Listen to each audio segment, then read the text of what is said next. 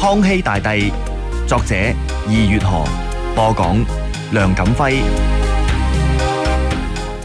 各位，由今日起我就會同大家播講《康熙大帝》呢部書。故事就發生喺中國歷史上最後一個封建王朝。清朝康熙皇帝呢，係清朝之中做皇帝最耐嘅一個。佢8歲開始做皇帝，執掌朝政長達61年。咁喺呢個期間，佢除奸臣、廢圈地、設藩鎮、定西藏、興利除弊、發展生產，對鞏固國基、加強清王朝嘅封建統治起咗好大嘅作用，不失為一代開明嘅封建君主。康熙大帝呢部書，從帝王宮廷生活到朝政鬥爭，從勾心鬥角嘅奪權陰謀，到純真無邪嘅愛情糾葛，都描寫得相當生動嘅。嗱，好啦，咁而家書歸正傳。話說喺清朝順治18年嘅正月，哇！呢一年個天夠晒凍啊！啱啱過完年，一班班嘅乞兒好似喺地底下逼出嚟咁，又開始沿住街乞食。北京城哈德門以西嗰啲屋腳爛廟度就逼滿呢啲人，一家家一竇竇喺城腳嗰度就搭起啲木屋茅棚，直頭想長住咁唞。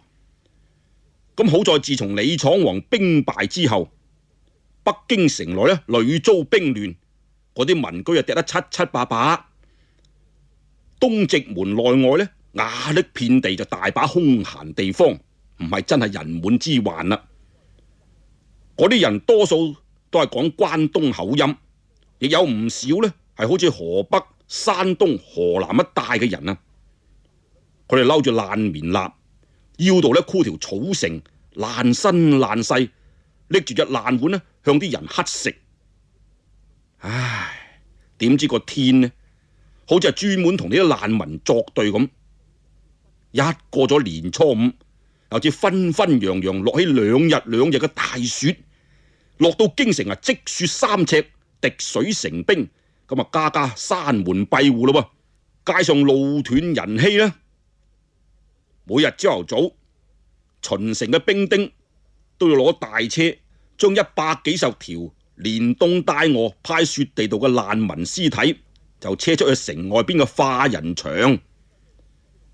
喺京城城西嘅永興寺街，有間客店仔叫做月朋店啊，掌櫃姓何，叫做何貴柱。店仔嘅後院度有10幾間客房，就專門俾嗰啲舉子進京應試嗰陣住嘅。家陣連考試時間仲好早，生意自不然好清淡下啦。當街3間門面度就擺住4張八仙台，向北係一間雅座，就俾啲客人食飯嘅。門面以東就一排長櫃台兼賣酒肉同埋零星雜貨嘅。嗰啲伙計都係鄉下人，就翻晒過年。店裏頭就得翻位何老闆同幾個外省嘅小工喺度支撐。就喺正月初8嘅朝早，佢哋啱啱開鋪，聽見噼啪一聲就搭咗個人入嚟噃。店老闆何貴柱聽到嗰啲伙計叫，嗱嗱聲着好衫褲鞋襪就趯咗出嚟啦。咦？見到地下度有個人攤喺度，約莫個20歲仔到，頭上就戴一頂青麻帽，條邊2、3尺長。嘿，睇佢樣起碼3幾個月未曾剃過頭，事關老筍度嗰啲頭髮好似亂草咁趷起晒噃，足足有成寸半咁長。身上着嗰件棉袍爛到叮叮噹噹，好似人哋賣牛白欖嗰啲咁。睇佢個面色好似生薑咁，黃中帶紫，雙眼緊閉，人已經凍僵咗啦。何貴柱一睇，不由得嘆咗口氣話：唉，罪過咯！呢啲咁嘅嘢都係見多不怪。好啦，你哋快手快腳送咗佢去城外左家莊化人場啦。呸！一開張就整件咁嘅嘢，大吉利是。幾個伙計就張羅住揾咗張爛席咧，將個死人捲起身，咁啊啱啱想攞塊爛門板咧抬走啊！忽然聽見有人話：咪住！眾人擰轉頭睇下，見行出嚟嘅呢個人呢，約莫30歲到，戴頂青緞瓜皮帽，着黑狗皮醬色嘅醜馬褂，裏邊捅件灰絨長袍，正企喺門中間嚟。掌櫃何貴柱一見佢就連忙話啦：二爺早晨，係一個凍死喺門口外邊嘅窮秀才咯。哦，死咗未啊？睇真啲。咁呢個人一邊講就一邊行過嚟，踎低身，攞手喺呢個青年個鼻哥底度試咗下，再攞起佢嘅手把下脈。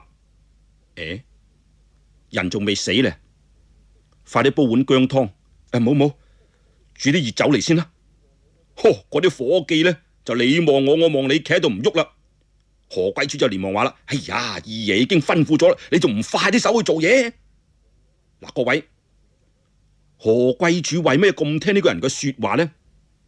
原來呢個人呢係個舉人，揚州人嚟，叫做伍次友，係個聞名於大江南北嘅才子。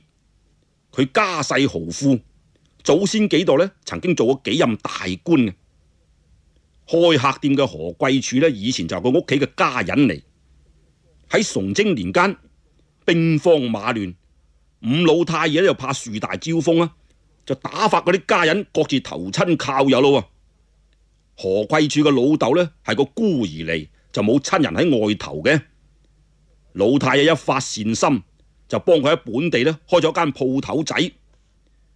點知清兵入關，史可法喺揚州抗清，俾攻破城門之後呢，城內就血流成河。咁何家喺揚州就踎唔落啦，就索性遷咗上嚟北京。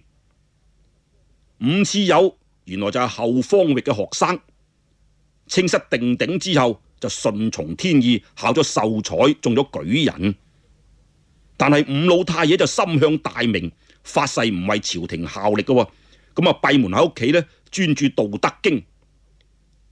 呢次伍次友進京應試，咁啱就遇到何貴柱，乾脆咧就住咗入去月朋店啦。嗱，而家雖然係冇主僕名分啫噃，嗰個何貴柱呢，仲係對呢位少主人禮敬周周嘅。咁呢陣時嗰啲人就夾手夾腳，將嗰個就嚟凍死嘅書生嘅台入掂，一碗熱黃酒灌咗落肚。約莫一刻時分，嗰個後生仔就微微睜開眼，睜開一下又瞌翻埋咯噃。伍次友一睇咁，先鬆翻啖大氣。唉，將我隔籬嗰間房收拾下，等佢瞓，休養幾日都怕冇乜大礙嘅。何貴柱一聽就心大心細啦，佢諗：唉，二公子真係多事嘅啫，一救咗人啦，仲要又養佢又醫佢，切理得佢啊！橫掂又唔使我啲錢嘅。第日到揚州嗰邊啲人嚟就一齊找數。伍次友見到何老闆仲喺度諗下，唉，救人一命勝中7級浮屠，況且救人唔救生都講唔過去啦。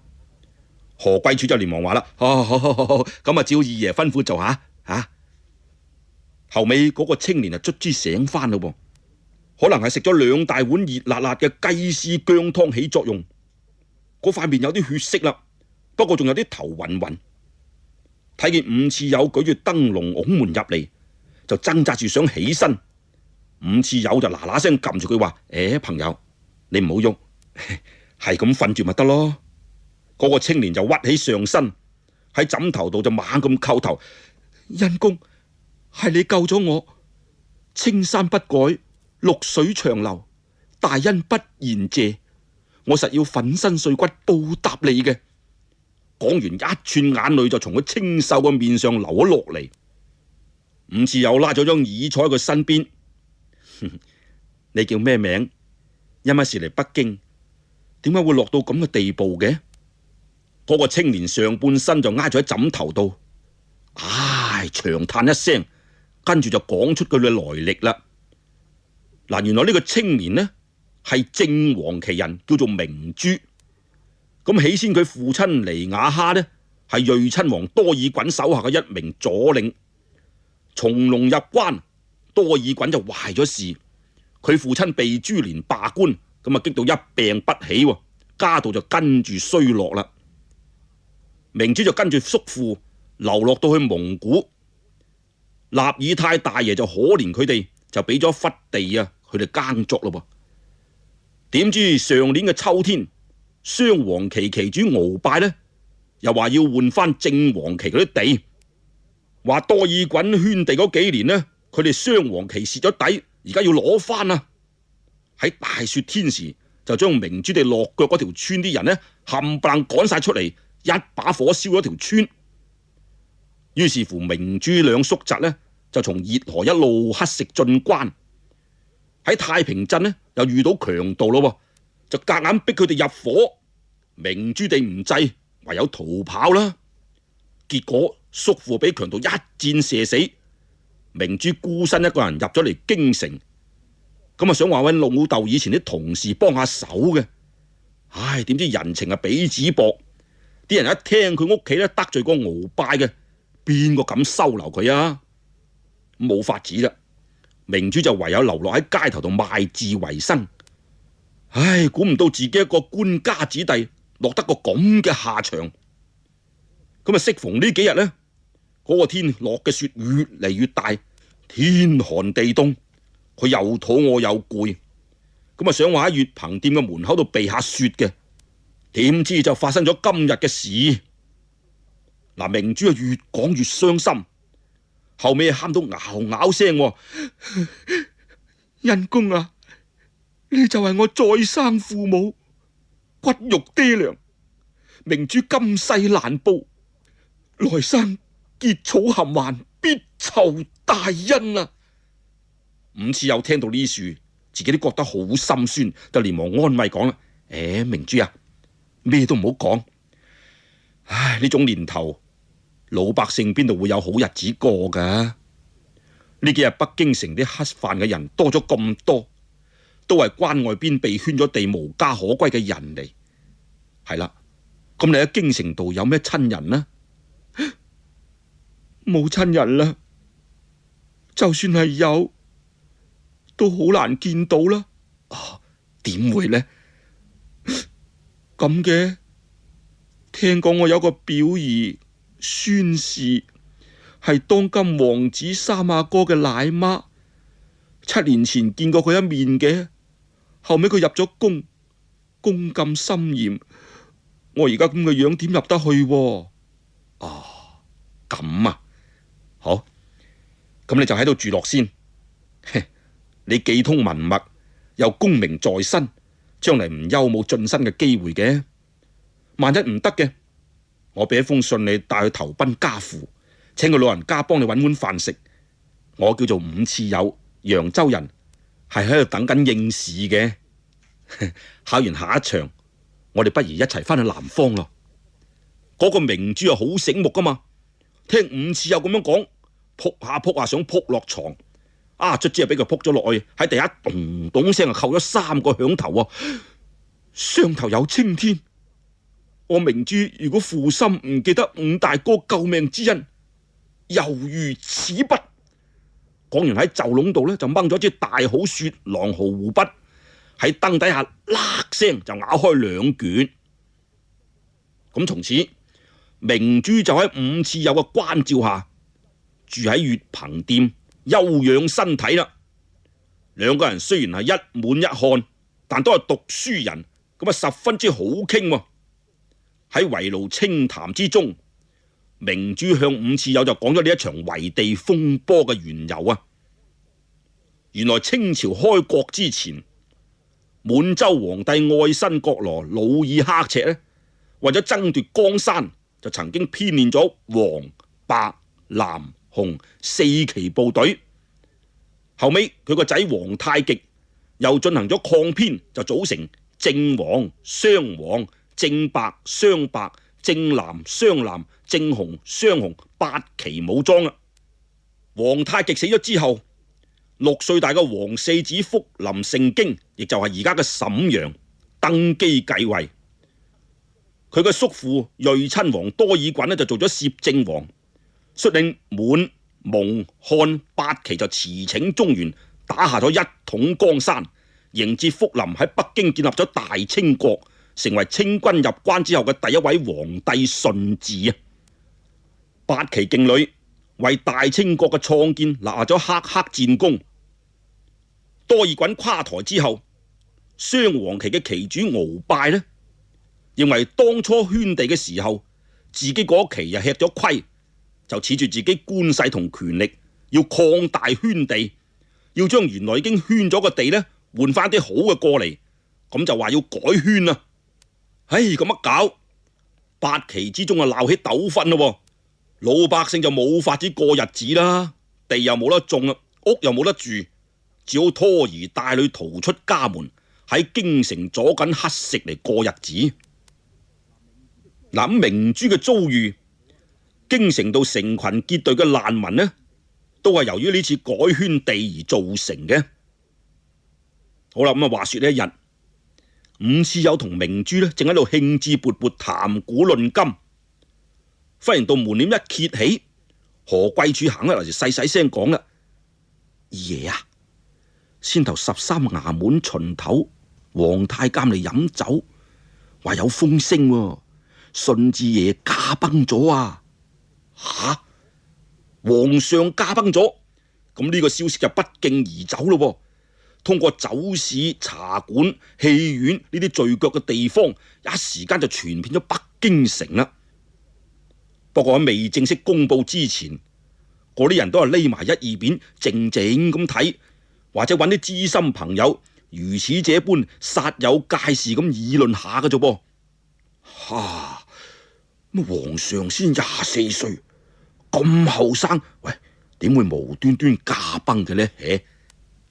切，開講都有話啦嘛，人有三衰六禍，到你估嘅咩？嗱，譬如你噶今晚你除咗鞋啊，包保你聽日着得翻嘅啦咩？錯，噏埋晒嗰啲嘢，燒我一沓做咩啫？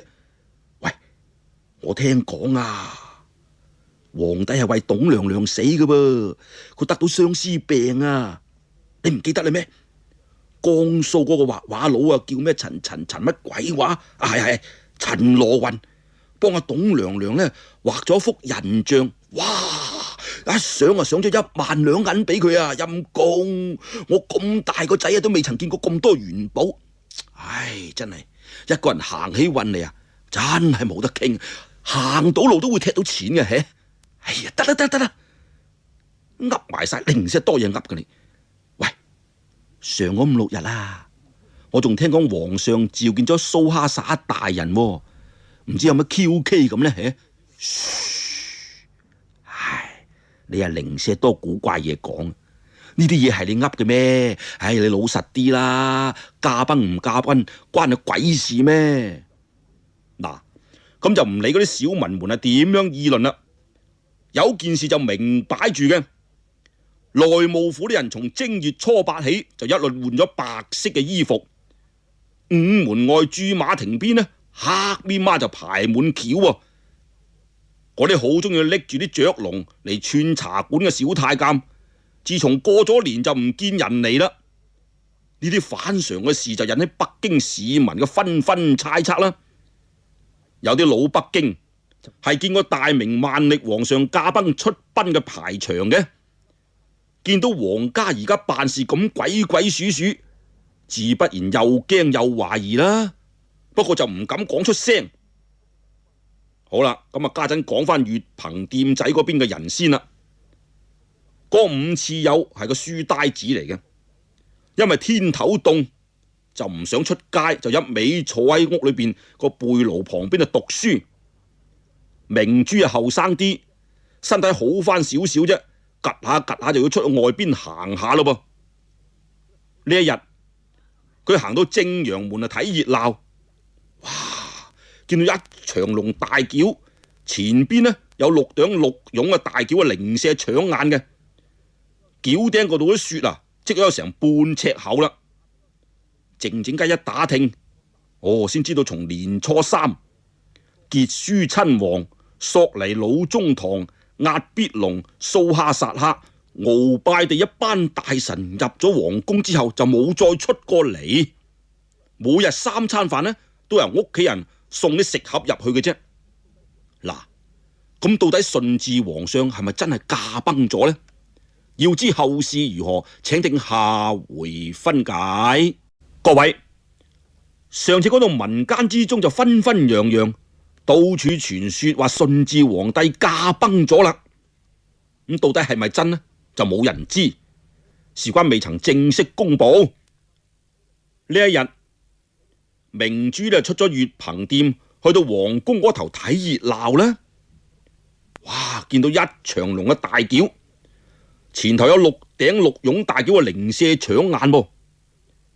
轎頂上嗰啲雪啊，即有半尺厚啦。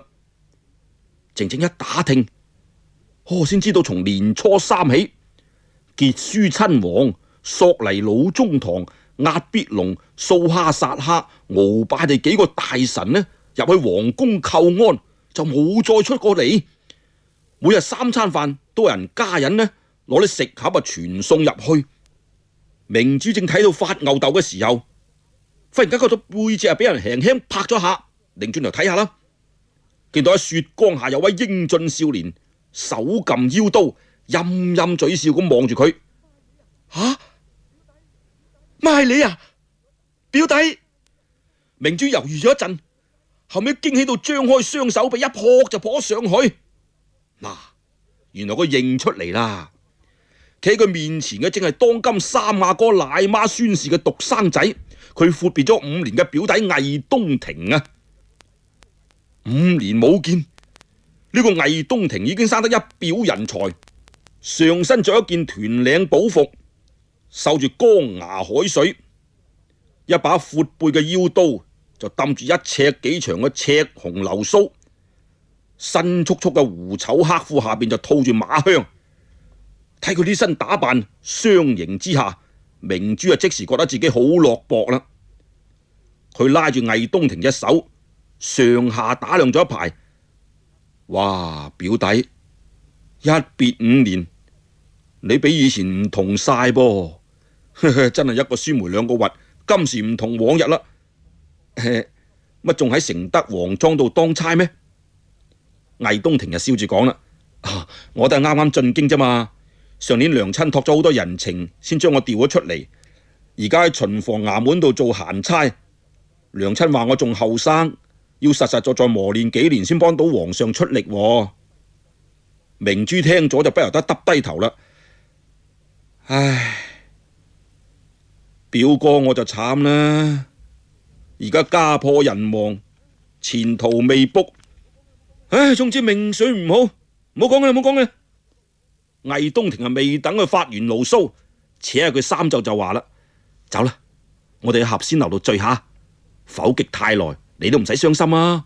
遲啲就有大事發生噶啦，到時話唔埋你有轉機呢。切，你氹我開心就啩？哼，我使咩攞呢事嚟氹你開心啊？魏東庭講到呢處就望下四周圍，壓低把聲話啦：表哥啊，順治皇帝已經歸咗天啦。明珠知道呢位表弟魏東庭阿媽呢，就係順治皇爺身邊嘅奶媽嚟。嗰位三阿哥雖然未立為太子啫，但係深得順治皇帝嘅喜愛。魏東庭帶嚟嘅呢個消息，咁啊同廣為人傳嘅一致咯噃。睇嚟順治皇帝駕崩嘅事就唔係訛傳啦。咁呢位順治皇帝係咪真係死咗呢？其實順治皇帝呢，仲未曾駕崩喎，而家仲生勾勾喺樹啊！呢陣時，太后同皇后呢已經喊口離開咗啦。佢煩亂嘅心神就微微平息翻少少，一個人坐喺養心殿，一種莫名嘅惆悵忽然間湧上心頭。嫌嗰啲鎏金珐琅鼎裏邊嘅百合香大浸除嗰頭，好唔耐煩咁叫人清除晒鼎裏邊嗰啲香，但係佢仲係坐唔住，一揈手就行咗出去養心殿，企喺丹池下邊出力索一啖氣，好似要將凜冽嘅寒氣驅散一下空中嘅鬱悶啊！嗱，所謂丹池呢，就即係台階上邊嗰忽空地啦。圓灰色嘅天空，雲層沉重而緩慢咁向南移動。佢仰望住神秘而變化無常嘅蒼穹，粒聲唔出。呼，一陣寒風吹嚟，佢下意識咁摸下兩邊膊頭。嗰個老內侍長號呢，就立即行過嚟，將件綠錦團繡龍狐皮裘呢輕輕摟喺佢身上。順治即刻就皺下眉頭啦。點解又係呢一件嘅？常浩聽見就即刻跪低啟奏啦。回萬歲爺話，皇太后吩咐主子唔開心，唔准奴才攞嗰件白色嘅狐裘。哦，聽講係太后嘅意旨，順治就冇出聲啦，只揦口揦面喺心嚟諗啦。要落雪啦！呢個世界，呢個皇宮都係白色嘅，連嗰啲黃琉璃瓦、青磚地、銅殼、日檜都要染上白嘅顏色，唔通連呢啲皇太后都要管咩？嗱，各位，先頭我講到有個詞叫做日檜嘅，咁啊咩嚟呢？咁啊其實就係古時候一種按照日影測定時刻嘅儀器嚟。咁好啦，咁啊講翻順治皇帝。嗱，呢一年呢，就順治17年，其實又係佢最唔吉利嘅一年嚟嘅。由正月開始，莒城、陵陽呢就報災荒，一直到6月，河北、山東、陝西、蘇州好多地方旱到寸草不生。身為黎民之首，但個老天啊咁唔照應佢，佢諗唔通自己有乜失德之處。咁於是喺5月頭，佢就落咗罪己詔，宰相羅巴哈納亦上摺子自陳引罪，求皇上降職以順天意。到6月，順治又步行到咗南郊齋宿，佢嘅虔誠果然感動咗老天爺，連氣落咗幾日大雨，佢咁先稍稍鬆翻啖氣，覺得今年似乎呢會過得順攤啲啦啩。咁雖然講係富裕災年，總不至於一災到底啊！誰不知到8月，佢最寵愛嘅皇貴妃董鄂氏就一病嗚呼，當堂好似5雷轟頂，順治驚到兩眼昏黑，一味乾喊就流唔出眼淚。佢7歲即位，15歲就剪除多爾袞嘅黨羽，掃平南明，擊敗咗鄭成功。喺呢個之後呢，又開科進士，刻意搜求漢族嘅人才。四海初定嘅時候，都未夠20歲，諸事如意，就唯有婚姻好唔稱心。親王多爾袞當年呢，恃勢作惡，夾硬指定科爾沁卓、禮克圖親王吳克善嘅女博爾齊錦氏為后。太后呢，就下嫁咗多爾袞，亦幫住嚟壓順治。咁真係牛唔飲水就夾硬撳低頭啦。但係順治亦只有唯有忍住先。過咗2年，就將嗰個齊錦氏就降為靜妃，改住喺側宮。呢6宮粉黛佳麗3000，佢偏偏呢淨係愛嗰個比佢大5歲嘅董鄂氏啊。或者係因為思念舊丈夫嘅緣故，嗰個董鄂氏呢，自從俾選咗入宮之後，愁眉就未曾鬆開過。又有邊個知道佢係一種咩奇怪嘅感情呢？董鄂氏越係咁樣，順治就越唔放過佢，想盡方法嚟氹佢開心。而家一切都過去咯。董鄂氏香雲一柳已升3界之外，仲有咩好望呢？順治覺得一切都變得咁醜陋骯髒，就唯有嗰個眉頭微微咁打晒雜嘅女人先至係美嘅。但係佢又俾無情嘅風雨吹走咗，真係唔知此生此世點樣排解呢個化唔開嘅苦痛。咁再講順治喺養心殿前邊企咗一陣，呼，一陣風吹過，幾粒散雪就飄灑落嚟，打喺佢塊面度。佢不由得打咗個冷震，又行翻入去殿裏頭。一堆堆嘅奏章同埋牒報喺龍案度呢，搭到老嚟咁高，佢眼尾都唔睇下，就照行過西邊嘅暖閣啦。守候喺閣門口嘅宮女領班叫做蘇麻拉姑，係太后跟前最得力嘅人嚟。呢陣時見到順治皇帝過嚟，就打咗個眼色。喺殿裏頭嘅侍衛窩克、西柱、捷克圖、郭羅塞爾拔地幾個一見到就即刻躬身，好識趣咁退咗出嚟。蘇麻拉姑企喺走廊度，亦都係心事重重。嗱，佢係順治8年入宮啊，原來係正藍旗助領格寧泰嘅女嚟。佢6歲就喪咗母親，父親要續娶，就求聘於本旗嘅旗主蔡洛嘅侄女。嗰位旗下姑娘亦都好乾脆，照對媒人話：你講嘅嗰個格寧泰啊，人都幾好，不過佢身邊有個累贅啊。姑娘，我唔想做人哋後媽噃，叫佢趁早收翻條心算啦。嗰個蔡洛呢，係格寧泰嘅頂頭上司嚟噶嘛？呢句話從蔡洛嗰度傳出嚟，就令到佢好難做啦。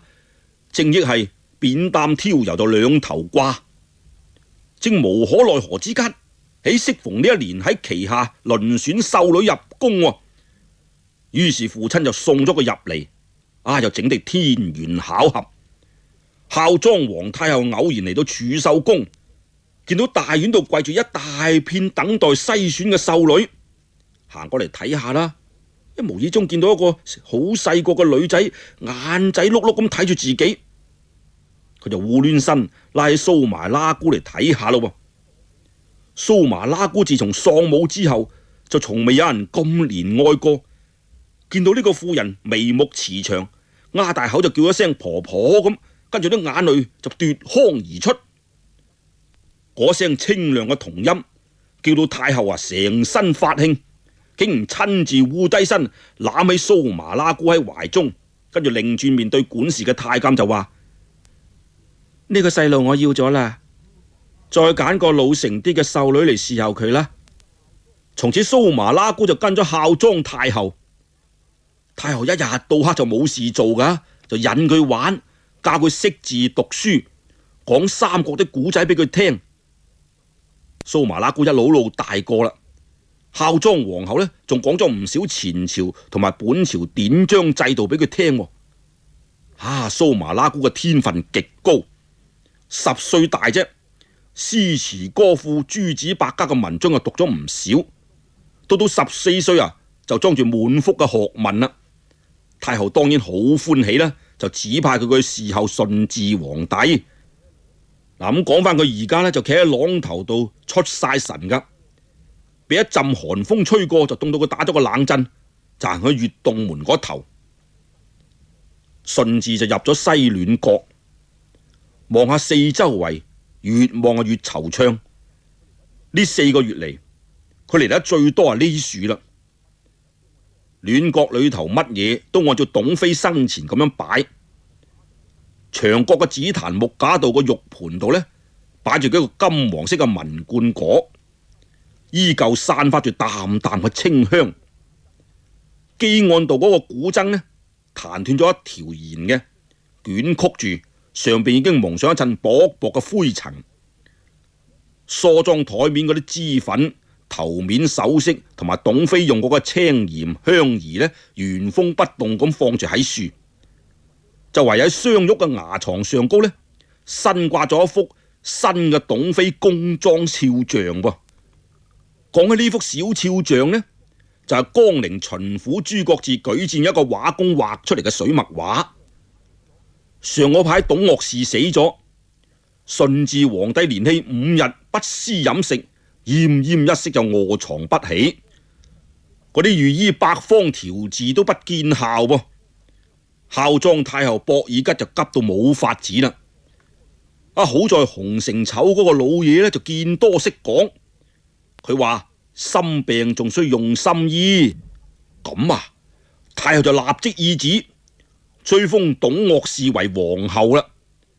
從京城、河北、山東、江蘇等地就調集咗幾個名丹青能手，入京嚟為董娘娘寫真咯，以慰聖功啦。無奈嗰啲人點樣口授心意，個個都畫唔似。估唔到陳羅雲嘅一幅寫真呈上嚟，引到成個宮殿就驚動咗。無論係娘娘跟前侍候嘅人，定係只係見過娘娘一面嘅人，都認為似到咩咁，唔止貌似，而且係神似添。當個老太監常浩將幅畫遞俾皇帝睇嘅時候，病眼昏花嘅順治竟然喺龍床上一躍而起，攬住嗰幅畫喺懷中，卿卿，朕以為你走咗，原來你仲在生噶。太后見到咁一開心，就上咗1萬兩銀啊，俾嗰個陳羅雲。呢件事京師啊傳為佳話啦。朱國治啊官升3級，一躍就成為江寧巡撫添。以後順治皇帝就慢慢食翻啲嘢啦，但係精神就一直恢復唔到啊。雖然話仲每日去勤政殿度行下，但係對啲大臣嘅奏議就不置可否，亦都唔批閱奏章，一直眼光光、精神恍惚嘅。日日嚟同太后請個安，就一頭捐入呢間暖閣，睇住嗰幅畫像發吽哣。有一日服侍太后嘅老內侍呢，冇經稟報撞入嚟，順治勃然大怒，竟然唔俾面太后，要命令嘅老內侍跪喺石階度自己掌嘴40下。咁從此宮中係人都唔敢喺度打擾佢啦。嗱，講翻呢陣時咯，順治就企喺嗰幅肖像前邊，睇住董鄂氏微微皺埋雙眉，似乎含有脈脈心情，又似乎帶有悠悠怨氣，衣帶飄飄，好似要從秋風黃葉嘅山水度行出嚟。睇到順治忍唔住就衝口而出啦！天啊！朕係你個仔，點解你對朕咁無情啊？嗱，就喺呢個時候，離養心殿冇幾遠，乾清宮東邊嘅侍樓朝房裏頭，亦都有6個人喺度仇對燈火。呢6個人呢，坐先頭嘅係當今順治皇帝嘅堂兄親王傑書，第二位係3朝元老一等伯內大臣兼議政大臣索尼，仲有雙黃旗嘅旗主鰲拜、正白旗嘅旗主蘇哈薩同埋壓必龍。呢3位都係領事衛內大臣，亦都係議政大臣啊。6個人之中就得個漢人，就係喺前明做大官，投降滿清立咗大功，極受清皇室信任嘅洪承疇。呢6個人都係前幾日俾傳咗入宮，就嚟勸說皇帝嘅。是因順治皇帝自從董鄂氏死咗之後，一日鬱鬱悶悶就唔理朝政，係都要嘈住出家做和尚。皇太后點樣勸點樣哀，都改變唔到佢呢個決定。於是就將6位議政大臣叫入皇宮，輪流想法子嚟勸皇帝啦。點知佢哋照樣碰釘。嗱，比如今朝早啱啱開個頭啫，就俾順治從養心殿趕晒出嚟，知佢哋又唔敢回府就大家約齊喺呢處。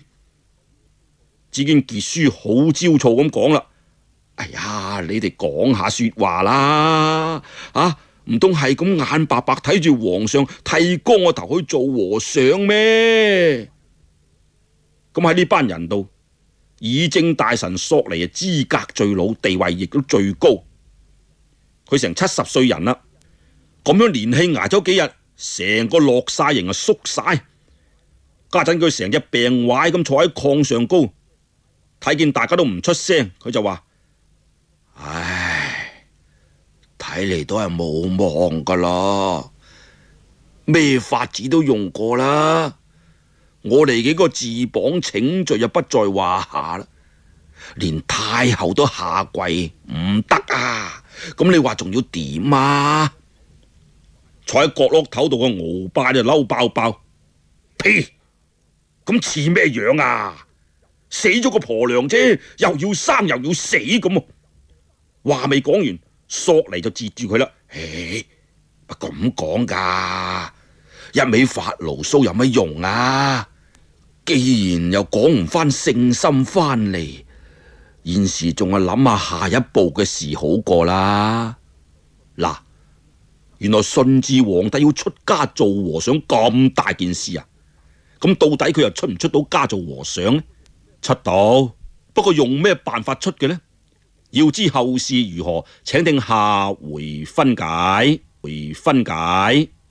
各位，上日講到索尼、鰲拜哋6個議政大臣，俾皇后傳咗入宮，要佢哋勸順治皇帝唔好出家做和尚。點知呢6個大臣呢，想盡辦法，點勸咗幾日都勸唔聽，咁啊搞到個個瘦咗一圈。呢日佢哋6個嘢呢，就聚埋喺皇宮裏頭一間房度唉聲嘆氣。嗰個傑書就好焦躁咁講：唉，你哋個個一味喺度唉聲，快啲諗下辦法啦！唔通真係想眼白白睇住皇上剃光個頭去做和尚咩吓？咁喺呢班人裏邊，最資格老呢，就係嗰個索尼，地位亦最高，佢成70歲人啦。呢陣時啊，成隻病壞咁挨喺炕上高。唉，睇嚟都係冇乜忙咯，乜嘢法子都用過啦。嗱，我哋呢個自綁請罪就不在話下，連太后向佢下跪都冇術，咁你話仲想點至得啊？坐喺角落頭度嘅鰲拜就嬲爆爆咁話啦：呸！咁似咩樣啊吓？死咗個婆娘啫嘛，又要生又要死咁啦！嘿，話未講完，索尼就即刻截住佢啦。唉，乜咁講噶？一味喺度發牢騷有乜用至得噶？既然我哋又勸唔翻皇上，現時仲係諗下下一步嘅事啦。咁挨住鰲拜側跟坐嘅壓必龍，見到鰲拜揦口揦面，佢就欠下身話啦：據兄弟我睇呢，皇上呢一走，就算係大幸，實有遺詔。智子唔使問阿貴，實係三阿哥噶啦。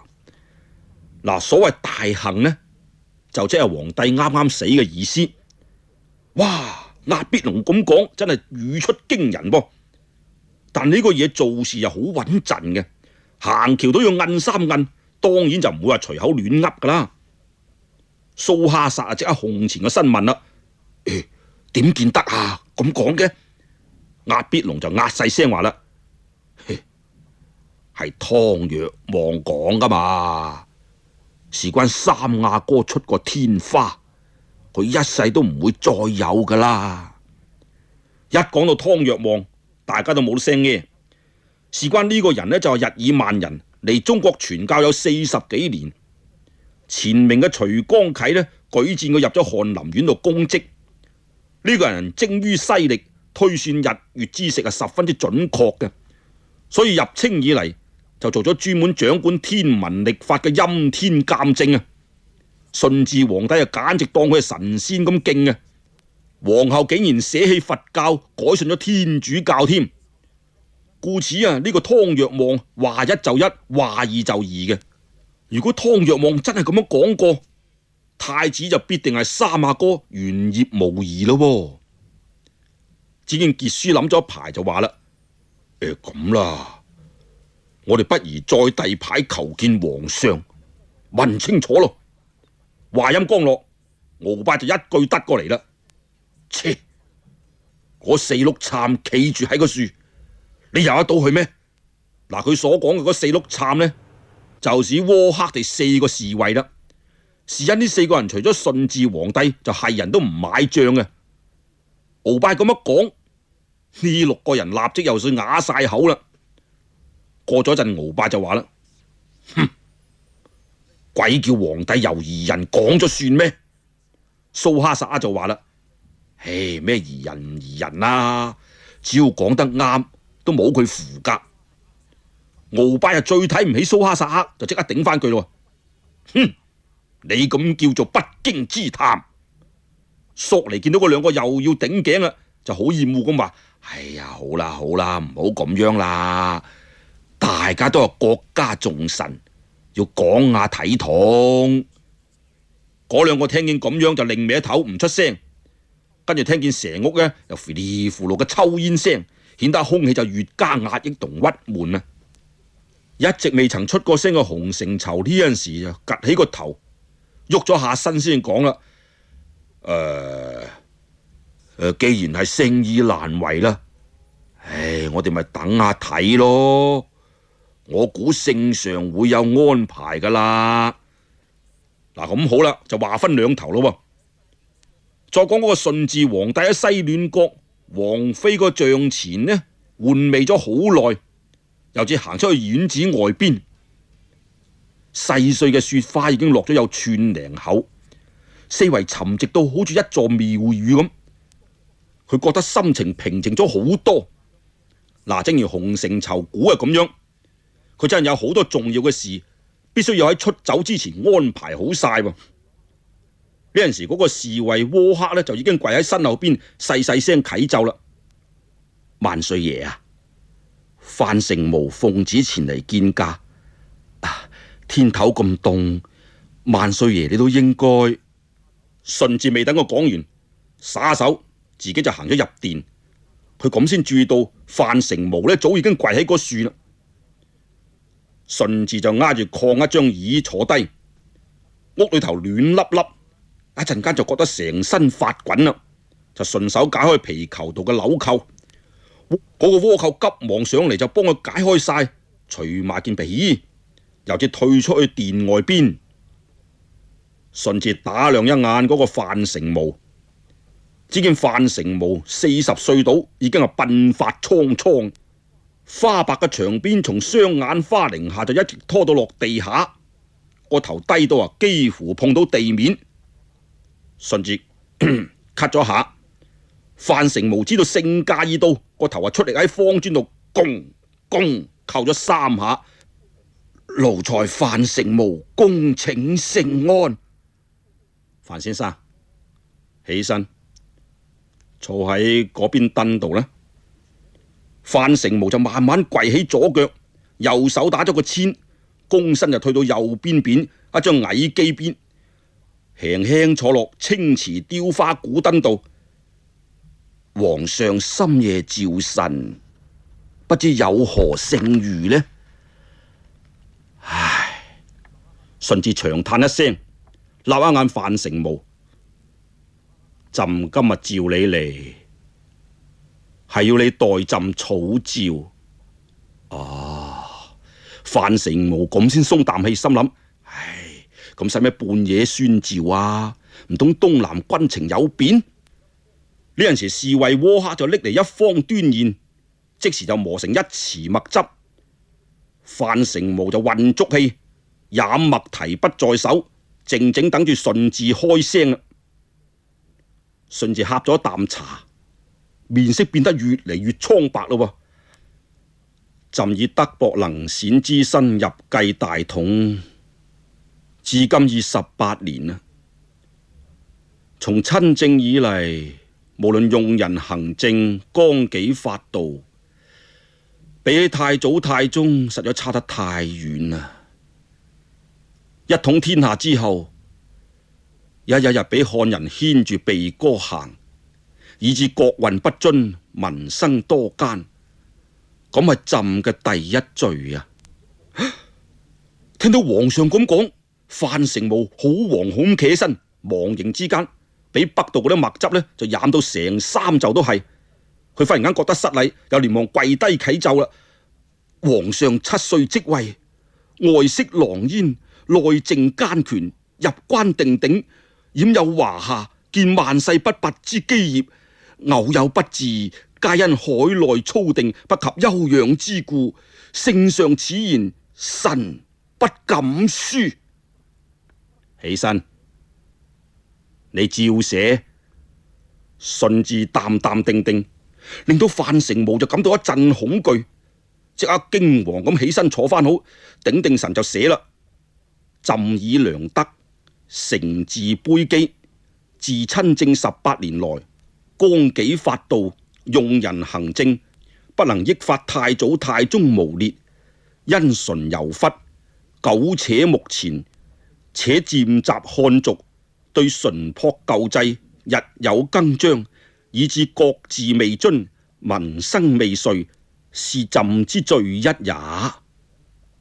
聽見順治就接住講啦，唉，先帝大幸之時，朕不過係60還童，冇為佢老人家盡過一日孝道。我本來諗住好好侍奉皇太后，報下呢一點遺憾嘅。講到呢處，順治就聲都梗晒，喺床度就扯咗條白色嘅絲巾，抹下眼先至講。而家朕要長為失下，反使皇太后為朕悲傷添。講講下，兩行眼淚就流出嚟。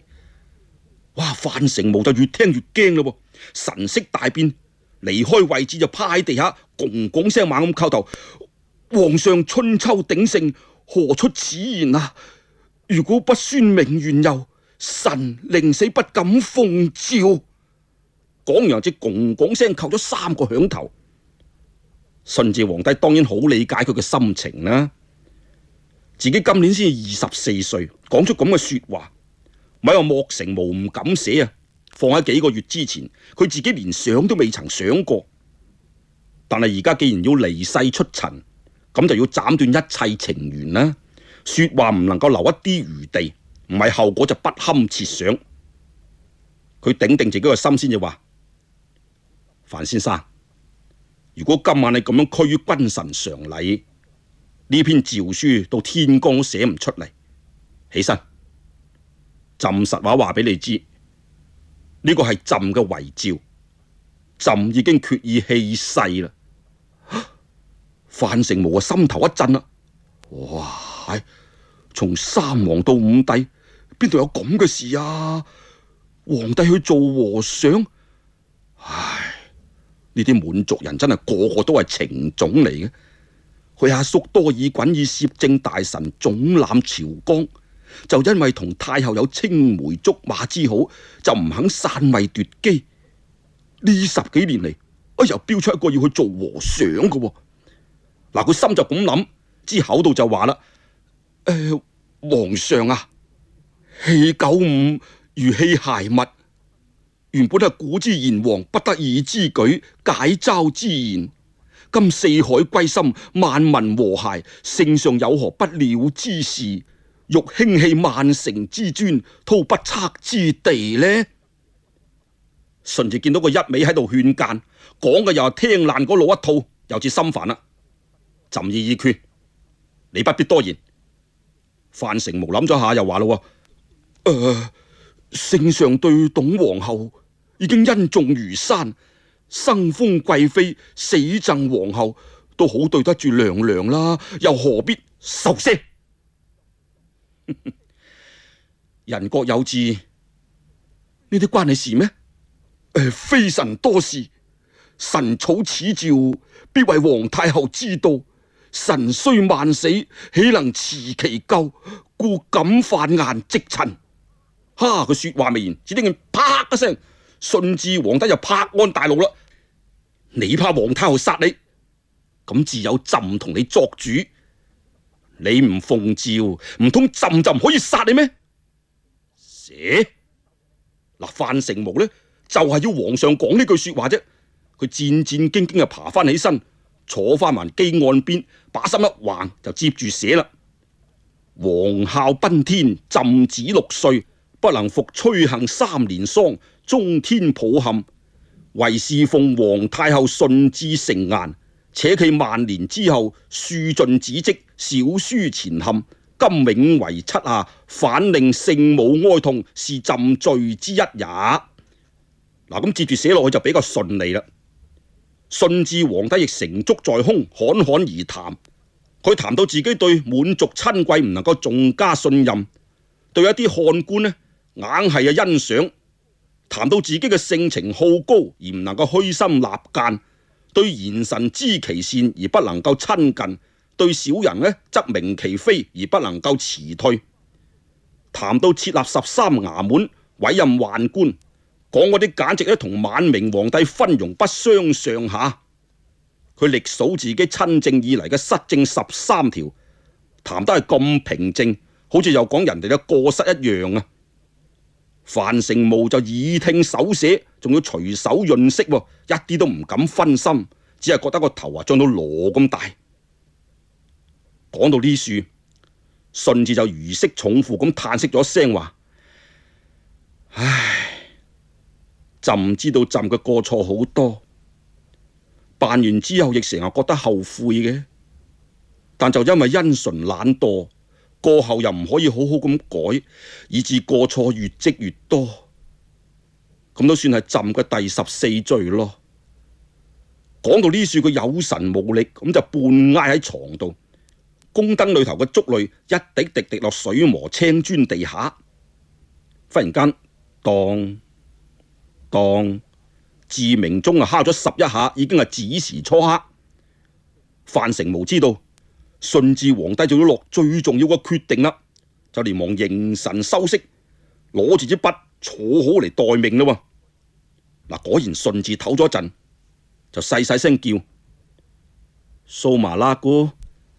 守喺殿門口嘅蘇麻拉姑就側埋耳喺度聽緊嘅，忽然聽見叫，嚇到成個打咗個冷震，連忙躬身應奴才在，叫窩克佢哋幾個入嚟聽下。哦，蘇麻拉姑應咗聲，就去傳呼啦。咁啊話咁快，窩克哋4個貼身侍衛就一個個魚貫而入，按次序就跪低靜聽。蘇麻拉姑啱啱想退出去嘅，俾順治叫住：你都喺埋度聽啦。你侍奉太后幾年，朕一向當你係好似妹妹咁，聽下你心中都有數嘅。蘇麻拉姑就叩頭，唔敢出聲。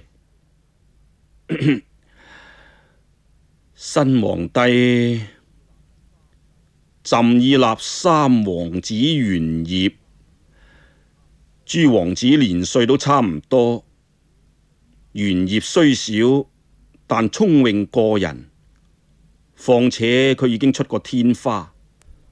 朕亦請藏僧喇嘛為其算個命，命格極之貴。皇帝太細，當然要立幾位輔政大臣咯。朕認為索尼、蘇哈薩克、壓必龍、鰲拜呢4個大臣應該夠噶啦。唉，范成武一字一句冚唪唥刻晒入心度咁，當堂都要食咗一副清涼藥，成身鬆晒。嗱，事關第日即使太后啊怪罪落嚟，都有呢4個大臣擋喺前頭啦嘛。佢個心一寬，落筆就利落咗好多咯，寫住特命內大臣索尼、蘇哈薩克、壓必龍、鰲拜為副臣，爾等皆分舊重臣，朕以伏心寄託，補役充主，助理政務，報告中外，咸事聞之。順治本來個身體好孱弱下嘅，今晚嘅心情係特別激動，口授完呢一篇詔書，嗰塊面啊谷到紅晒，伏喺床度猛咁鉗鉗聲咳。蘇麻拉姑就嗱嗱聲埋去攞住個痰管咧，接住嗰啲口痰。窩克烈連忙起身，輕輕幫佢揼下背脊。只見順治一手拉住窩克隻手話：外兄，你跟住朕咁多年啦，皇帝仲好細個，你要因住啲啊吓！唉，窩克呢陣時仲邊度頂得住啊！哇一聲就喊咗出嚟，跪喺地下就猛咁叩頭話：奴才一定會忠心輔助幼主嘅。得啦，唔好喊。順治勸完佢，又另轉面問啦：范先生，鰲拜地呢4個人，你覺得點啊？范成武啊，連忙將筆放喺筆架度，企起身躬身回答啦：回萬歲話，此4臣皆社稷之臣，萬歲爺聖鑒極明。點知順治就擰下頭，唉，未必嘅。不過祖制規定漢臣唔可以為輔政，范先生以及漢臣應該係體察朕之身心。按照呢4個大臣，索尼之望德才俱佳，可惜就老咗啦。蘇哈薩克頗有才幹，忠心耿直，敢於任事，只有之望太淺。壓必龍凡事唔肯出頭，油過於缸，但決唔會生事。鰲拜嘛，明決果斷，兼有文武之才，可惜又失於乾燥。佢哋4個如果能夠同心同德，輔佑幼主，朕亦走得放心咯。嗱，順治皇帝呢就真係去做和尚啦，將個皇位讓咗出嚟，俾佢個第3仔玄燁做，咁即係康熙啦。咁康熙上台之後，好多拗教事啊，佢點樣做好呢個皇帝噶？要知後事如何，請聽下回分解。各位，上次講到順治走咗去五台山做和尚啦，但係呢個消息就唔俾得宮外邊啲人知道嘅，公開宣布係順治王爺駕崩咗。咁而且呢位王爺嘅大喪呢，要辦得煞有介事噃。靈堂就設喺養心殿，一床陀羅經被，黃短面上邊用金線呢織滿咗梵字經文，一件一件就覆蓋喺皇帝嘅棺木上。安息香就插喺靈柩前邊嗰個鎏金宣德香爐裏邊，細如游絲嘅青煙呢繚繞喺殿內，宣告佢嘅主人靈魂已經升到3界之外啦。一道懿旨傳下，文武百官冚唪唥除晒插喺帽度嘅紅纓子。禮部堂官早就議好咗新皇御極嘅各項禮儀程序，先承服，再頒遺詔，舉行登極大禮啊！好啦，到巳時初黑，咁啊即係而家呢早上9點零鐘，大幸皇帝開始小殮。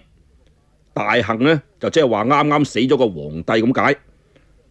乾清宮外黑面媽就企滿親王、郡王、貝勒、貝子同各部院嘅堂官。內務府首席太監吳良輔鞋口鞋面企喺丹池下邊，上唇啊壓實下唇，木實個嘴，光捋捋嘅下巴度呢木到啊好深一道皺紋，唔知道個人仲以為喺度嬲緊添。其實佢家陣個心啊都唔知幾得戚。嗱，呢個吳良輔呢，原本係科爾沁卓禮克圖親王府中嘅長班，自從博爾齊錦被選入皇宮之後，因為身邊冇一個得力嘅人，親王就將佢淨咗身，送咗入宮裏邊。論身份，佢本來係皇后陪嫁嘅太監啫，所以冇幾多年就做咗六宮副都太監。庫爾齊錦被降為妃，咁雖然皇上睇佢呢係鰲拜嘅契仔，亦都並冇難為佢，但係到底就不如從前啦。咁今日小殮舉喪之前，輔政大臣呢就舉行會議，壓必龍就提出由吳良輔任司儀，奏請太后，太后恩准。於是呢個吳良輔呢就以為覺得要轉風嘞噃，當堂行路都頭惡惡，唔睬人制啦。呢陣時佢個心有啲急，只有啲甜絲絲。自從博爾齊錦被打入冷宮呢8年嚟，未曾試過好似今日咁出風頭嘅。你睇下嗱，議政王傑書、一等白索尼，仲有蘇哈薩克呢啲平日啊從嚟唔將內事放喺眼內嘅親王大臣，咁仲有排班肅立喺滴水禪下嘅一班貝勒貝子，冚唪唥聽佢提調，咁啊幾威風，幾咁榮耀啊！巳時二刻，60幾歲嘅索尼首席顧命輔政大臣行到去慈寧宮度請訓，並且迎接皇太子愛新覺羅玄燁呢去乾清宮成小殮禮啊。新太后東街市就為人寡言寡語，冇乜口才，有啲應付唔嚟，就睇住孝莊太后講啦：請母親賜婚。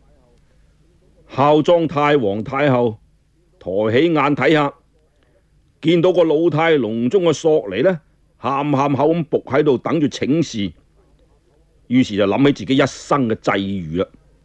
少小入宮，青年喪夫，費咗幾多周折，經過幾多驚險，周旋於多爾袞、濟哈朗之間，甚至搭埋自己嘅貞操，好不容易先保住個仔嘅皇位。唉，先過得幾日安樂日子，點知又遭此變故，心裏邊一陣辛酸，眼淚忍唔住又流出嚟啦。對住索尼哋幾個就講啦：你係先朝老臣，要節哀順變，皇帝堅意長行，咁都冇法子嘅。三阿哥聰明伶俐，你哋要好好扶持佢，佢大咗當然係唔會虧待你哋嘅。你就將我呢個說話轉告顧命嘅列位大臣，亦話俾佢哋知，我呢個孫仔我係保定噶啦。你哋應該知道我本性噶，如果激嬲咗我，你哋都唔會好受噶吓。我就係講咁多啦。蘇麻拉姑，你送皇太子去養心殿啦。蘇麻拉姑就從閣後邊拖咗8歲嘅玄燁出嚟。玄燁呢就好似有啲唔係幾自然，同太皇太后同埋太后呢各人請咗個安，就話啦：皇額娘，我要同阿母一齊去。嗱，阿母呢就係奶媽咁解。孫氏一聽皇太子叫佢，嗱嗱聲就行出嚟，扯下玄燁隻手話：哎呀，好阿哥，你聽話啦，由今日起你就係皇上嚟，唔好再咁任性啊！阿母不過係一個包衣奴才，嗰種地方唔去得噶。蘇麻拉姑話俾我知，無論邊個都要聽皇上嘅說話，係咪先？皇上嘅話就係聖旨，係咪先？而家我就下聖旨，阿母陪我去。玄燁好硬頸。蘇麻拉姑聽佢咁講，揞埋嘴喺旁邊笑，攞眼望住太后。同佳氏深感欣慰啦，有幾分得意，睇下自己母親，見到孝莊太后呢，亦喺度點頭微笑。跪喺一邊嘅索尼老大臣就有啲愕然咯噃，好驚異咁望住呢個即將君臨天下嘅小主人。呢陣時見到太后點下頭，索尼就連忙對孫氏講啦：咁你仲唔謝恩？孫氏就即刻跪低向玄燁叩咗個頭。奴才孫氏謝主子恩典。講完就企起身，玄燁一撲埋去，一手扯住孫氏，一手拉住蘇麻拉姑，就要行出去。放到個索尼啊，連忙起身，以老年人少有嘅敏捷就飆行幾步。皇太子啟駕，承御侍候。嗱，承御呢，就即係皇帝坐嘅轎。咁喺乾清宮外邊嗰啲皇親重臣呢，正係等到唔耐煩。排喺第3位嘅顧命副臣壓必龍，靜靜揹下揹下就揹埋去第4位輔政大臣敖拜嘅身邊，先係擠眉攝眼。嗱，佢有呢個毛病嘅，一開口講嘢呢，就猛咁擠眉弄眼，唔擠眉弄眼就講唔出說話嘅。嗰條脷呢，仲要喺個口度轉兩個圈至開到聲嘅。敖公啊，上書房轉咗倭黑從承德辦差翻嚟之後嘅接旨，話中堂圈佔咗8大皇莊嘅地，你睇，鳌拜面上啲肌肉就掹掹緊，眼尾都唔睄下佢，硬崩崩咁頂咗翻去啦。咁咪請押公秉公處置咯。押必龍有啲擠眉弄眼話啦：敖公啊，我唔係呢個意思，接旨我已經處置過啦。呢種小人造謠侵叛嘅事，唔使同佢咁認真嘅。哦，索尼老中堂年歲已高，我睇呢件事唔一定再勞煩佢啦啩。嗱，對咁樣嘅人情，鳌拜就唔賣賬唔得啦。咁先擰翻轉個頭望一眼一本正經嘅押必龍，微微笑話：多承關照，押公高情，改日多謝。押必龍就好會心咁點點頭。呢種事可一而不可再啊！佢嘴度咁講，但係雙眼就望住肅立喺街前嘅顧命大臣蘇哈薩克。鳌拜睇一眼蘇哈薩克，冷笑一聲，岌下頭。皇太子駕到！六公副都司太監吳良輔就扯大喉嚨嗌咗句，冚唪唥官員即刻低頭垂手就企好。押必龍亦嗱嗱聲翻返去自己嘅位置度。喺乾清宮嘅西永巷，蘇麻拉姑同埋孫氏扶住玄燁就落咗轎。玄燁同心好奇啊！哇！見到院內殿前企滿人嘅，就急住想行入去咯。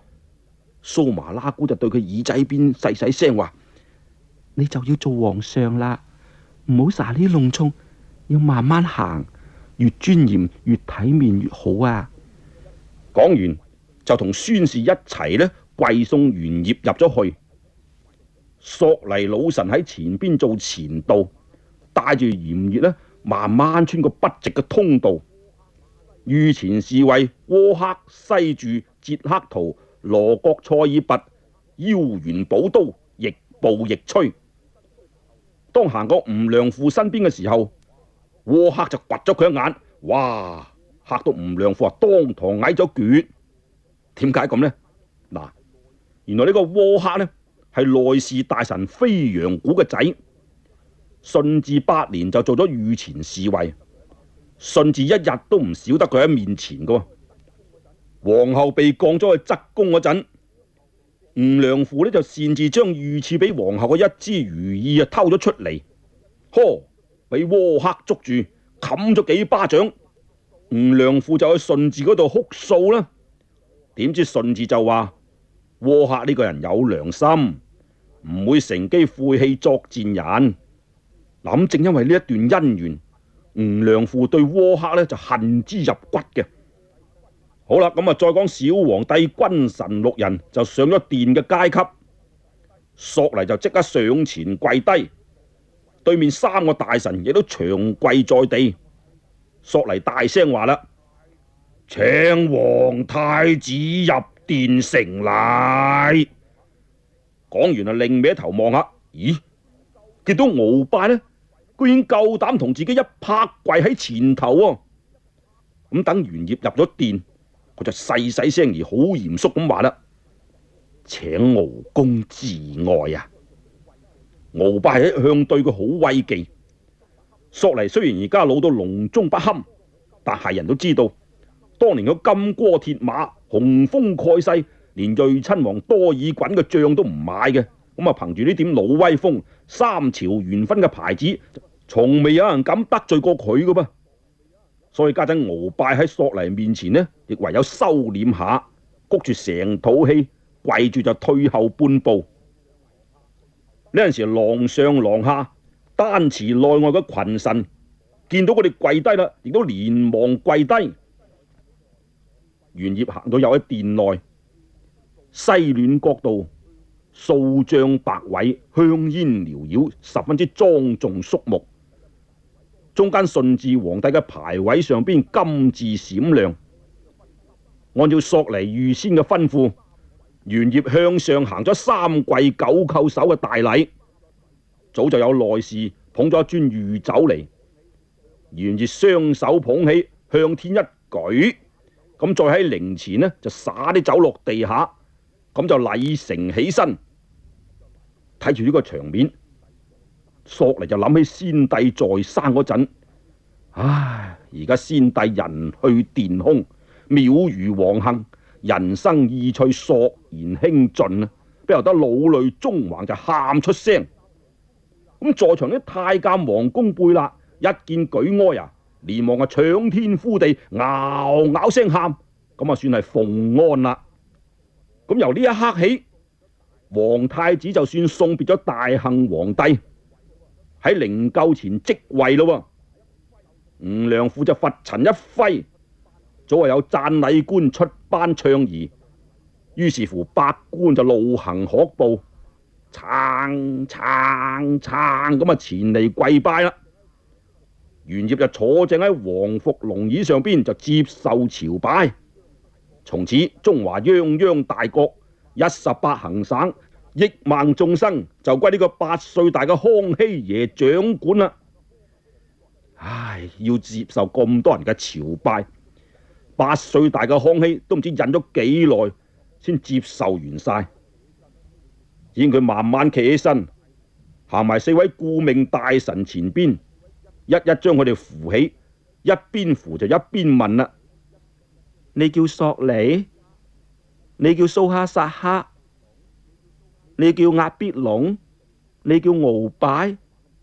嗰4個大臣就猛咁頓首稱臣呢。康熙又話啦：先帝大幸之前曾經講過，你哋都係滿洲豪傑，係忠臣，要朕聽你哋嘅說話，你哋俾心機啲辦事啦。嗰4個一聽，哇！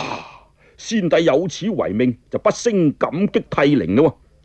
只係因為喺新皇靈柩前即位嘅大喜日子，又唔敢喊出聲，只係索下鼻哥，索嚟啊耳頭碰地，再擰轉頭對住其他3個就話啦：先帝待我哋如此恩重，何以為報？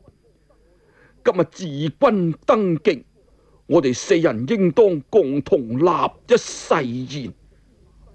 我等奉先帝遺詔，保扶幼主，當竭忠盡智，輔助政務，不思親戚，不計仇怨，不結黨紀，不受賄賂，不求無義之富貴，唯以赤誠仰報先帝大恩。若各為自身謀私，為此誓言，天誅地滅，短命慘死，你等願立此誓否？蘇哈薩克同埋壓必龍嘅齊聲回答願意咁。鰲拜雖然嫌呢個索尼多事，亦只可跟住口水尾話願意。康熙就唔明白呢啲咁嘅半文半白嘅說話。就連先頭自己講嘅嘢，都係蘇麻拉姑啊，係一路上教自己講嘅。但係先頭啊，嗰個索尼老臣連氣講咗幾個不字呢，佢就明明白白喎，係極之好嘅說話嚟。於是就好沉穩咁點下頭，好，你哋跪安啦。4個大臣同議政王就帶住眾官退下。康熙皇帝啊，如釋重負，一下子又變成一個天真活潑嘅細路仔啦，亦都唔使吩咐隨駕嘅護從，蹦蹦跳跳咁啊跑出去。倭克佢哋幾個侍衛呢，就急忙追上去。康熙一邊跑就一邊耍手話啦：你哋唔好跟住嚟，唔好跟住嚟。講完一陣煙咁啊，兜個流離逼影，照撲埋跪喺通道度嘅奶媽同蘇麻拉姑嘅身度。見康熙跑得咁快，奶媽孫氏就急啦。哎呀，老爺子啊，你因住跌親啊吓！至康熙好似冇聽見佢說話咁，一邊跑就一邊咔咔聲笑，起身起身，我翻嚟啦！講完一頭就衝入孫氏懷抱，旁邊嘅蘇麻拉姑呢，就幫佢撥正下啲衫腳。而家係皇上啦，唔可以再你啊我啊咁，應該講朕翻嚟咁。先頭坐咗半日，好辛苦啊！快啲帶我見太皇太后同皇太后啦！孫氏就輕輕搣下佢個面仔，老爺子，今日係你嘅登基，嚟，等我抱你去。講完就抱起咗康熙，三個人講講笑笑就行去慈寧宮。四個小太監見到聖駕走咗，噔噔聲跟住後邊，啱啱轉過一條巷口，忽然聽見有人好惡死咁嗌：皇帝！三個人嚇咗跳，擔個頭一睇，原來係副都太監吳良父企喺前邊。吳良父呢陣時向康熙呢就賠咗個笑臉先，然之後就鞋口鞋面對住孫氏話啦：咁樣抱住皇上成皇宮走，成何體統啊？孫氏呢個人素來就溫順老實，見到吳良父面色鐵青，有啲驚，嗱嗱聲放低康熙：皇上仲細，細都係皇上，你以為係你自己嘅仔咩？見到孫氏竟唔敢解釋，吳良父越加火滾啦，就大聲吩咐小太監：係叫慈寧宮首領太監李明川嚟。哇！佢叫人嚟做乜嘢呢？今日係康熙即位嘅大好日子喎，佢想搞咩啊？要知後事如何，請聽下回分解。各位，上次講到8歲大嘅小皇上康熙登基即位，下朝返嚟，由奶媽孫氏抱住蘇麻拉姑陪住去見太皇太后。啱啱轉過一條巷口，就聽見有人好惡死咁嗌：皇帝！三個人又嚇咗一跳，擔高頭一睇，原來係太監吳良父企喺面前。嗰個吳良父呢，先就向康熙賠個笑臉，跟住就話孫氏啊，咁樣抱住皇上成皇宮跑，成何體統啊？孫氏就解釋話皇上仲細個，點知個吳良父見佢駁嘴，就更加火滾啦，就大聲吩咐小太監：係叫慈寧宮首領太監李明川嚟。8歲大嘅康熙雖然做皇帝啫，一時都未搞清係咩回事噶。見個小太監喳一聲要走，連忙就話翻嚟，但係又唔知講咩好啊。咁裸眼望住神色嚴肅嘅蘇麻拉姑。蘇麻拉姑好醒目嘅，跪低請旨先。皇上，呢件事就交俾奴才嚟做咧。康熙出力點下頭，朕叫你做。蘇麻拉姑咁先轉身講：吳良父，邊個准許你喺主子面前呼呼喝喝，擺咩臭威風啊？吳良父即刻駁嘴話：你一個下五旗宮女，知道咩規矩啊？宮女，而家我係欽差，你跪低先。吳良父梗係唔瞓頸啦，一摁直條頸，啱啱講句你冇知，個格字都未出口，蘇麻拉姑仰手一巴，啪！哇！吳良父塊面啊，即時俾冚中，幾回響個燒炮仗。老主子啱啱大幸，你咁藐視皇上，奉旨要你跪低，主子要唔要佢咁啊？康熙呢陣時就回過神嚟，先諗到要佢降旨喎，連忙就話跪低，掌嘴50。吳良父見到康熙出聲啊，咁先無可奈何跪低。有個小太監就埋嚟掠手掠腳要打啦喎，蘇麻拉姑就話：你欠乜殷勤啫？主子又要佢自己掌嘴啊！你喺度數數，老爺子啊，太皇太后同皇太后仲等緊我哋噶，我哋走啦。講完，康熙哋三個就揚長而去啦。哎呀，咁我六宮副都太監吳良父俾蘇麻拉姑咁樣蠻不講理一搞，真係激到煙槍都飆火啦！睇住佢哋行遠咗，見到旁邊嘅小太監呢仲未識死，喺度等住數佢自掌嘴巴啊！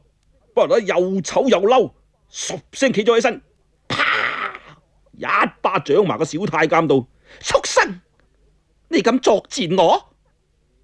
契哥，算啦，同嗰啲咁嘅人計較做咩啫？吳良父擰轉頭一睇，原來係敖拜嘅侄仔侍衛立毛呢，企喺身後邊。立毛騎騎笑咁話：敖中堂今晚請客，叫你回府一趟。傅國公頒以報善，太必陶侍郎、濟世大人都喺嗰處，點啊？嚟唔嚟啊？想出氣？好易啫！吳良父出力岌下頭，對小太監咪喝一聲爛。嗱，咁啊成朝開心，俾呢個吳良父搞禍晒，康熙覺得好掃興。孫氏同埋蘇麻拉姑跟住後邊，亦都係心事重重。孫氏本來想趁住今日萬歲爺登基，心情好，順便就將個仔魏東庭嘅事講下，將佢從巡防衙門度調過嚟當差啊！一來第日有個好嘅出身，二嚟母子亦可以經常見面。佢呢個想法呢，以前都同蘇麻拉姑傾過下嘅。佢知道蘇麻拉姑呢個姑娘雖然話15歲啫，只係太皇太后、皇太后跟前一個得力嘅紅人啊，樣子好就不再講啦，人又聰明，一句話頂自己10句都未止。唉，諗唔到今日遇着嗰個倒霉嘅吳良父，家陣啊反而唔好意思再開咩口啦。蘇麻拉姑就心知肚明，佢冇出聲，一路行就一路諗啦。哈！吳良父呢個太監今日食錯咩藥？咁大膽，一諗到咁，搶前一步，笑就對康熙話啦：萬歲爺啊，唔好同吳良父嗰啲咁嘅小人嬲啦。今日我哋要講好意頭啲，等陣去見到太皇太后同太后嘅時候，要開開心心啊！啊！康熙聽咗就點下頭，急急腳行入慈寧宮。裏頭太皇太后同埋皇太后呢，一個就打斜挨喺床上高，一個坐喺下邊基案旁邊。咁喺台度就擺咗好多點心茶水，早就喺度等住康熙翻嚟嘅啦噃。一見康熙淡淡定定咁行入嚟，後邊蘇麻拉姑同埋孫氏腳踏花盆底，手拎住黃絹絲巾，亦步亦趨。佢兩個相視一笑，不約而同諗：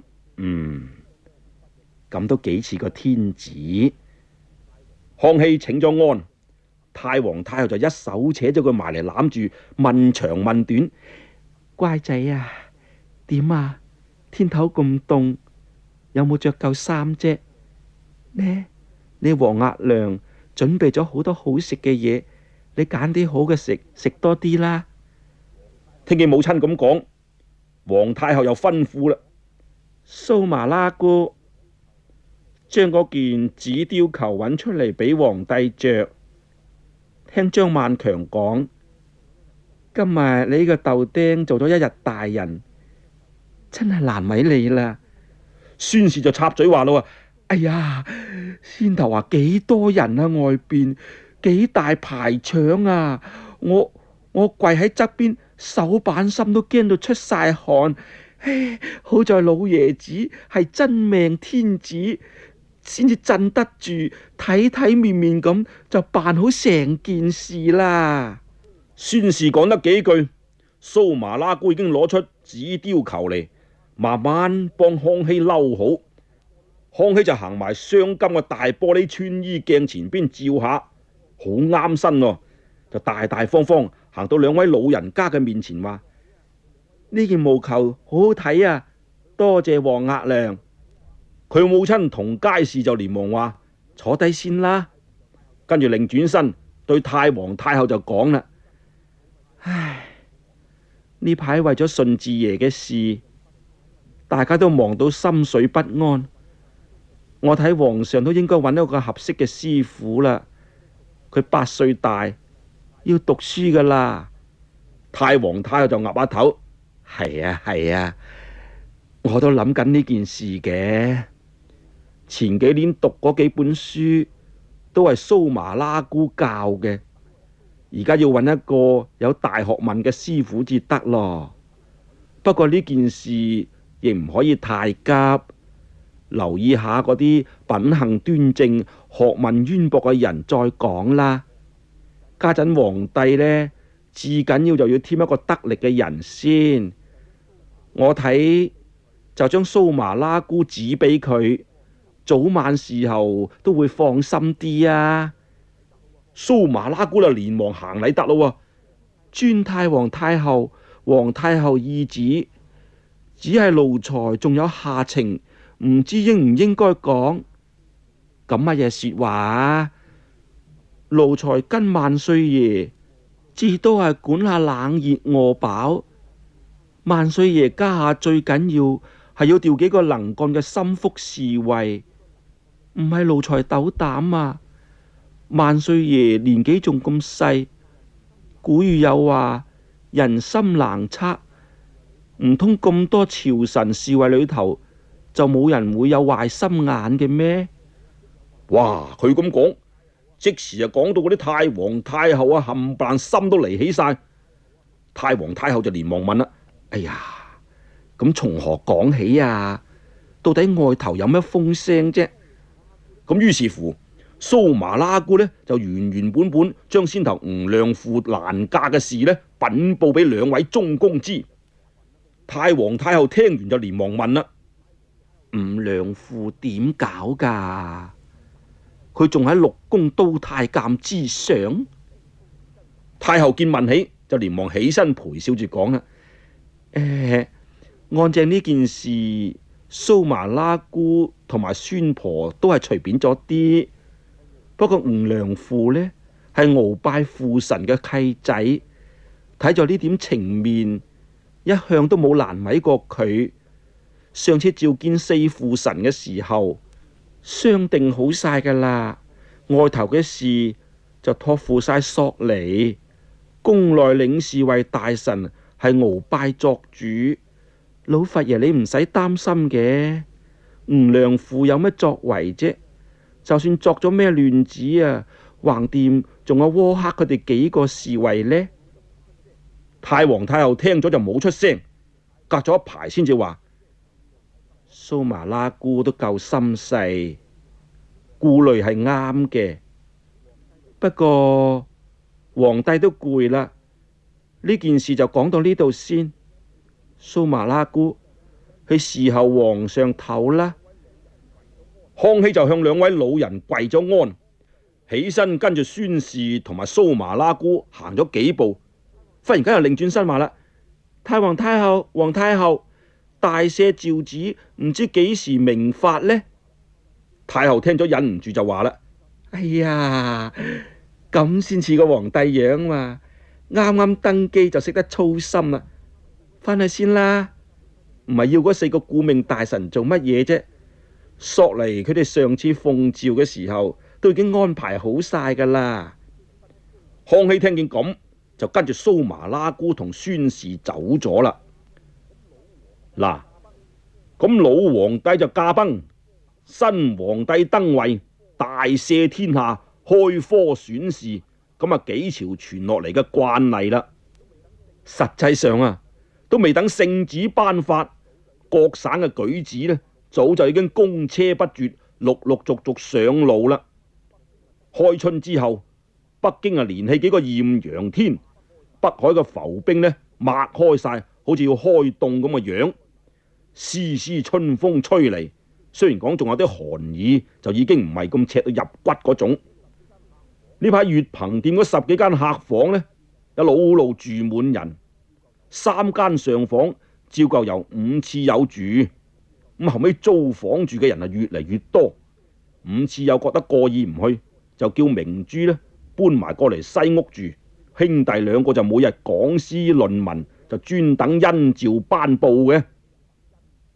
咁呢日係2月2龍抬頭嘅日子，雖然又唔算咩大節日，但只要興致好呢，啲人啊總能夠揾出玩嘅理由嚟嘅。5次有約埋明珠，就一齊去遊西山。當其時正係早陽春，咁啊天氣呢唔係好凍。柳絲大王佢2個順步而行，唔經唔覺就轉到西河園一帶嘞喎。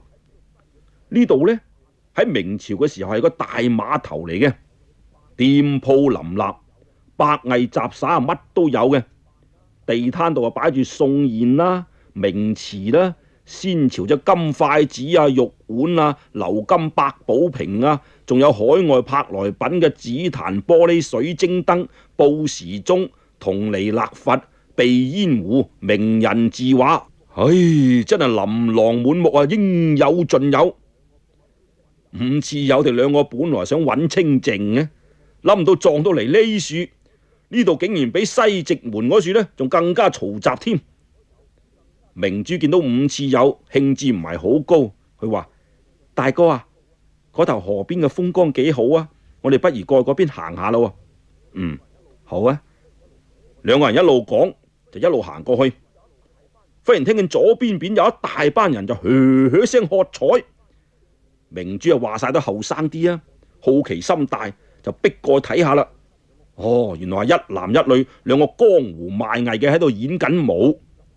嗰個男就45、6歲到，打大赤啦，就地執咗2嚿半橛磚，5隻手指一發力一捻，2隻手啲磚頭啊即刻碎晒，咁全場嘅人啊大聲叫好嘢咁啦。咁個江湖佬呢陣時就開聲講啦：本人初登貴地，人生地疏，靠各位老少照應。在下雖然有幾手三腳貓功夫，並唔敢喺真人面前誇海口。有咩錯漏失手嘅，還望看官海涵啊！講完就指下企埋一邊嘅女仔話啦：佢係小女史鑑梅，今年17歲，仲未聘有人家，唔係在下海口欺人啊！而家就等佢坐喺幾塊麻餅上邊。有邊位能夠將佢拉起身，就奉俾君子作妻作妾作奴作婢，悉聽尊便，決無反悔。明珠望下望下，好似喺咩地方見過嗰位女子咁，之後諗唔起，擰轉頭招呼伍次友咯。大哥大哥啊，過嚟睇下，幾過癮噶。伍次友望下嗰個女仔，嬌艷之中就帶有幾分潑辣剛強，樣子雖然唔算標青，只亦楚楚動人。見到佢呢，手揸住自己嗰條長鞭，企埋一二邊，咪咪嘴笑，幾大方下。聽見自己嘅父親講完，就喺場中走咗個招式，細步纖腰如風擺楊柳，進退自如舟行水上。內行人一睇就知道食過夜粥，輕功非凡。見個女仔紮好馬，喺一沓麻餅上高就半踎半坐。呢陣時睇熱鬧嘅人越嚟越多咯，個個你推我拱，就冇一個人敢出嚟試下。隔咗一大排，有個大舊佬就跳咗入嚟，面紅紅咁話咯：等我試下。一邊講就一邊埋去拉起姑娘仔嘅手臂，運力就拉啦。點知個女仔手臂一揈，大隻佬企唔穩，噼啪一個關斗就中開5、6尺遠。佢爬翻起身，拍下身上邊嘅泥，唔算數唔算數。你先頭出蠱惑嘅啫嘛！大舊佬一字講，又一字行上去，猛咁扯呢個姑娘。呢雲啊，點知任佢點樣扯，個女仔雖然呢揼揼轉，但係個身呢就好似黐咗喺麻餅上高。個大隻佬谷到滿面豬肝咁色，但個女仔呢仲喺度頑皮咁笑啊！呢個大隻佬正係想鬆手認輸，女仔嘅老豆就話啦：大佬，你如果仲有朋友嘅，不妨幾個夾埋嚟拉啊！大舊佬見到佢咁講，就向人群度一握手啦。喂，5哥4哥，阿明啊，過嚟幫下手。話音剛落，喺人堆度有幾個人就應聲行咗出嚟，有2個30零歲，咁嗰個後生嘅呢亦都25、26歲，嗰個腰圓膀闊，虎氣生生，就一齊生行埋嚟。伍次友同明珠一見，不過暗中幫嗰個姑娘擔心。只我姑娘好淡定，喺懷中就掹咗兩條彩繩出嚟，一隻手啊拿住一條，露出4條繩頭，就交俾4個人。嗱咁啊，即係等於呢2個人夾埋嚟拉佢一隻手咯。啱啱想拉，嗰個後生啲嘅就話：唔得唔得唔得，一陣間我哋發行力拉啊，佢一鬆手咪撲到我哋死死下，揾老襯啊！嗰個老伯就咔咔聲笑啦。好，講得啱。嗱，鬆手為輸，咁得啦啩？好啦，咁啊一場角力又開始咯。嗰4個大隻佬就各扯一個繩頭，用足力向住一個方向嚟扯啦。哇！嗰度勢啊真係有如千斤之力。但嗰個女仔呢，半踎半坐喺個麻餅上邊，喐都唔喐，任憑嗰4個人左扯右扯，冚唪唥都唔理佢。時間耐咗，嗰笪麻餅呢就挨唔住啦，聽咔咔咔咔咔，好快脆就俾壓裂幾塊咯。但係個姑娘呢，喐都唔喐嘅。圍觀嘅人有幾百上千，見到咁精彩嘅表演，發出雷鳴咁嘅叫聲：好嘢啊！唔似有呢陣時呢，亦唔記得書生嘅矜持啦，亦跟住大家一齊喝彩：好嘢，好嘢！場中間嗰5個人僵持咗一陣，見到嗰個姑娘呢，一路將嗰啲繩呢慢慢收埋懷中，跟住出嚟一揞，嗰4個大舊佬呢揸唔穩啊，一齊鬆手跌到人仰馬翻。嗱，呢個江湖女仔有幾好功夫噶，咁開講都有話一山就還有一山高，跟住啊就會有人出嚟再同佢比拼啦。嘻嘻，到時輸咗呢，就成個人送俾人噶咯。佢講話算唔算數嘅呢？要知後事如何，請聽下回分解。